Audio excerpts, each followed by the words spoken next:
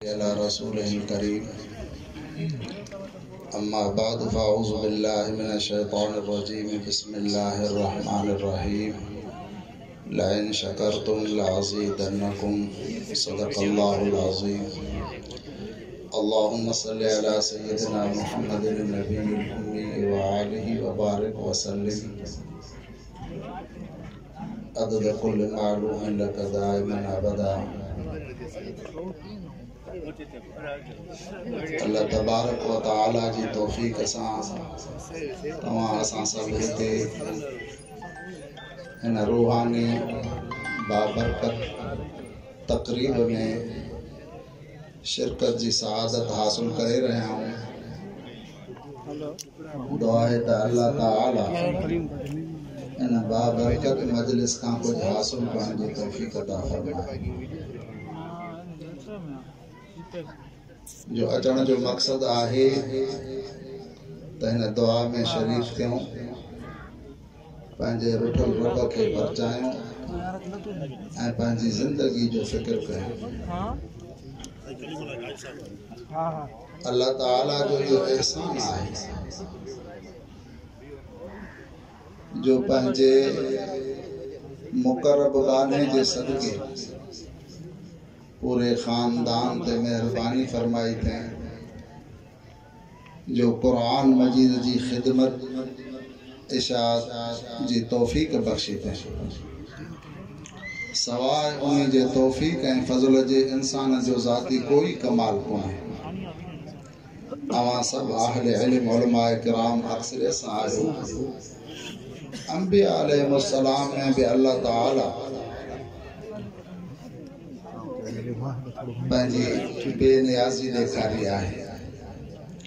इब्राहीम अलैहिस्सलाम उलुल अज़म पैगंबर आहे ऐं अल्लाह जो हबीब आहे। उहा एॾी तौहीद इब्राहीम अलैहिस्सलाम वारी जो हुज़ूर पाक सल्लल्लाहु अलैहि वसल्लम जे इंतखाब भी उन्हीं जे ख़ानदान मां थिए थो, नसब मां थिए थो। पर अल्लाह ताला उते बेनियाज़ी भी ॾेखारे थो जो संदन वालिद वो इस्लाम वारी दौलत खां महरूम आहे। नूह अलैहिस्सलाम अल्लाह जो पैगंबर आहे, पर संदन फर्ज़ंद वो उन अहल ऐं अयाल में शामिल न आहे। इन्नहु लैस मिन अहलिक।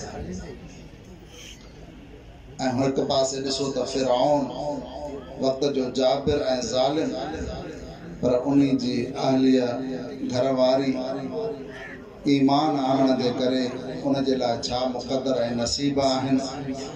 ऐं ॿिए पासे केॾो हो बदबख्त इंसान आहे त इहो रब साईं जो फज़ल ऐं तौफ़ीक़ ई आहे। इन जे करे असांखे बि पंहिंजे इन अमल ते फ़ख्र न बल्कि रब साईं जे रहमत में उमेद हुजणु घुरिजे ऐं हमेशह ख़ौफ़ हुजे त रब साईं जंहिं हाल में रहायो थी इन तौहीद वारे अक़ीदे सां कलमे वारी ज़िंदगी ते रहा ऐं कलमे ते मौत नसीब फरमाए।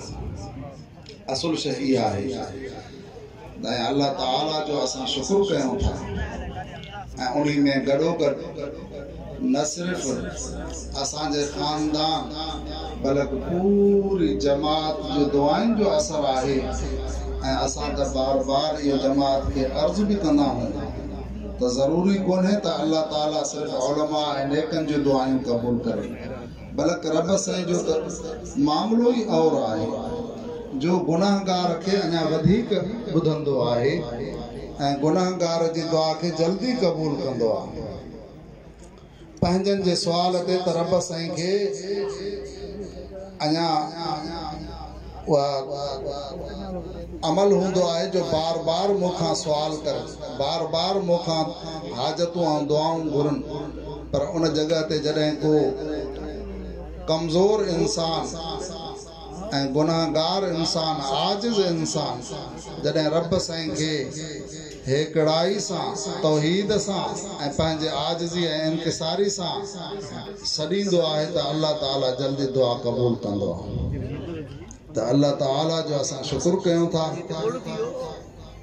जो उन असांखे क़ुरान मजीद जी ख़िदमत ऐं इशाअत जी तौफ़ीक़ ॾिनी आहे। असांजे पूरे ख़ानदान खे अल्लाह ताला इन जे मथां इस्तिक़ामत भी अता फ़रमाए ऐं हमेशह असांखे इन क़ुरान मजीद जी इशाअत ऐं ख़िदमत जी तौफ़ीक़ अता फ़रमाए।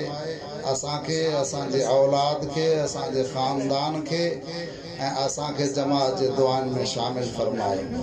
अल्लाह ताला तव्हां असांजो अचण ऐं वेहण मक़बूल ऐं मंज़ूर फरमाए ऐं अल्लाह ताला मक़सद वारी ज़िंदगी नसीब फरमाए।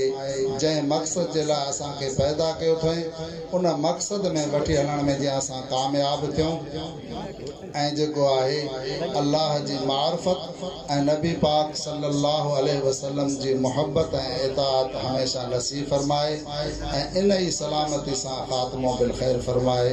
व आख़िर दावाना अनिल हम्दुलिल्लाहि रब्बिल आलमीन।